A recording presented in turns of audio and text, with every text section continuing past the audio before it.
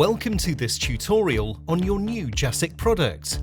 All Jasic inverters are covered by a 5-year warranty. For further details, please visit jasic.co.uk. Before we start, please ensure you read the operating manual included with your product.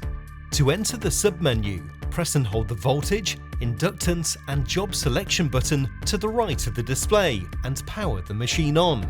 When the display shows 001CAL, release the button and the machine will enter the submenu and calibration mode. Pressing the current, speed and time button to the left of the display will allow you to scroll through the programs in the menu. Rotating the right-hand encoder will allow you to adjust the parameters in the selected program. Pressing the voltage, inductance and job selection button will save the parameters and exit the submenu and calibration mode.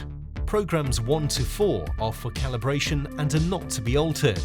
P5 is to set wire feed speed or plate thickness selection. Set 0 for wire feed speed or set 1 for plate thickness. P6 is to set metric and imperial units.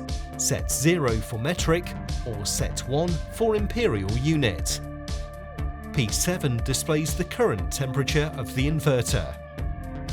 P8 and P9 are for the high and low wire feed speed calibration of 22 meters per minute and 2 meters per minute and should not be altered. P11 is used to select VRD on or off. Set 0, VRD is off, and set 1, VRD is on. P12 is for water cooler system selection. Set 0, the water cooler is off. Set 1 and the water cooler is on. P15 is the welder overheating protection point setting. This is defaulted at 78 degrees and should not be altered. P22 is for pulse speed adjustment and can be adjusted from 0.5 to 1.5 times of current speed. The default setting is 1.0 and should be altered by suitably qualified personnel only.